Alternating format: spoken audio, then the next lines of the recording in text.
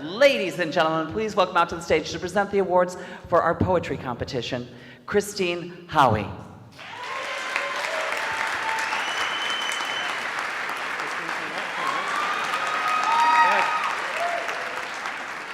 Oh, I didn't know you were there. Hi. Thank you. First, I want to thank Liz O'Donnell and everyone at Dare2Care for allowing me to participate in this amazing event, and I really appreciate it. And I'm also honored to have been asked to judge the poetry this year. The poems, especially the 10 finals, were amazing and very hard to decide who the top 3 were. They were well written, they were deeply felt, and it was just a pleasure to read them, and you will see them shortly. I was really attracted to the theme for this event, 50 years of change. That's an amazing word. I mean, we throw it around pretty casually. Change the channel, change your socks. You can do a lot of change, but if you really think about that word, it's pretty profound. For example, 50 years ago, to this day, April 25th, 1964, I was Richard Howey,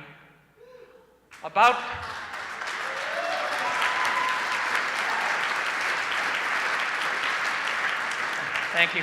I was about to graduate high school at a high school here in Cleveland, and I was really ready to graduate.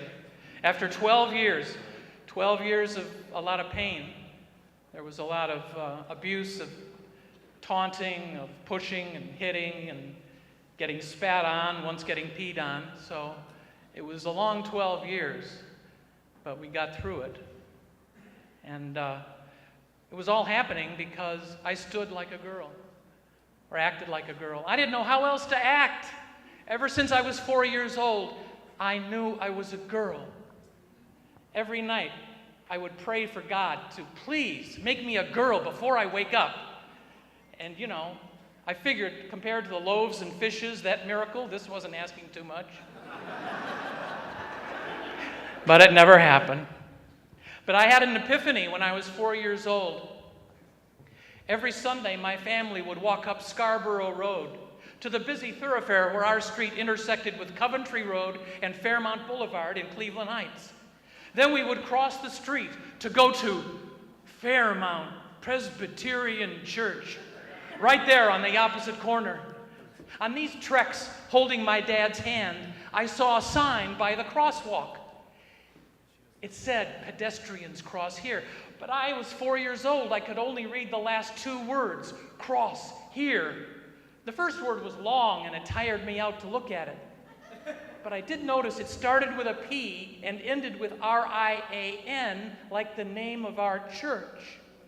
So I came to the conclusion that the sign said, "Presbyterians cross here." This thought percolated for a bit, and I began to feel powerful as a 4-year-old can feel. It appeared our religion owned this crosswalk. And as I walked on other streets with my parents, it seemed we had taken over many of the other crosswalks in the neighborhood. I began to look with new admiration at the adults who ran our church, and I wondered where other people crossed the street. Like the Catholics who went to St. Anne's Church down the way. I figured they must have to dart through traffic to get from one side to the other. And being 4, this did not seem too harsh a penalty. After all, I imagined we had won these crosswalks, fair and square. I knew we had an army, since we sang about our Christian soldiers almost every Sunday. Yeah.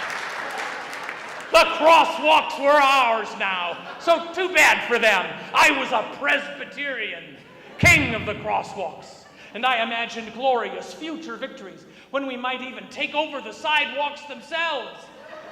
And I figured if we could take over the crosswalks and the sidewalks, these were the kind of people who could help me become a girl. Of course, I eventually came to realize that the first word on those signs did not say Presbyterians. It was a profoundly deflating moment for me. and I have questioned the authority of signs and religion ever since.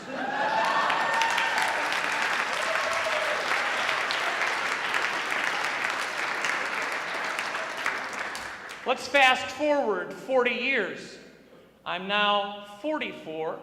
The year is 1988, and I'm still Richard. But I'm making plans to change my gender. Of course, the first thing you have to do in that process is start dressing as a woman and going out in public. So there I am on the first day, going out, looking at myself in the full-length mirror. Oh, so many wrong decisions. The too short, acid-washed denim skirt, a metallic blouse, the too high heels, the unfortunate overly curly wig. But it all feels so right, all the way into the May Company, until a snarl of teenagers spots me and comes to a halt, their arcing, electric, gum-snapping conversation frozen in midair. Hey, you a man or a woman? And the giggling. In that split second, I know I am finished. I spin back towards the entrance as their keening laughter rips. Hey, faggot, where are you going?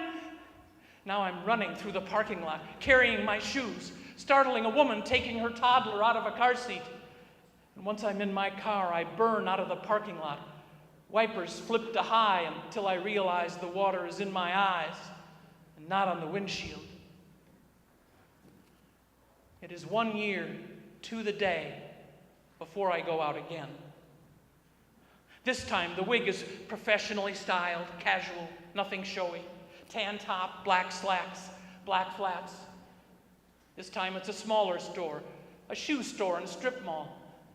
And after building up my courage in the car for 2 hours, I walk inside past a woman seated at a table who's talking to some people. But I'm inside, I'm okay. And turning to look at a display out of the corner of my eye, I see the woman pointing at me. And another guy, an employee, nodding at her and walking towards me. Oh God, here it comes again. I whirl to look for the exit, but he's blocking the way, so I speed walk down an aisle. He takes the other aisle and meets me at the end. I open my mouth to apologize, to explain, but he just says, "Sorry, ma'am, you walked by so fast you didn't get your gift flower. Here, it's part of our anniversary celebration." And he hands me an artificial peach-colored rose on a green wire stem. "Have a nice day, ma'am," he adds with a smile. Weak-kneed, I collapse onto a stool and reach out to grab a shoe just to have something to look at. And a woman across from me gives me an odd look, wondering how the plain black loafer in my hand inspired the remarkable expression on my face. That was what began my journey, my change to become who I really am. 2 years later, I made the transition as Christine, publicly, proudly, here in Cleveland, my hometown.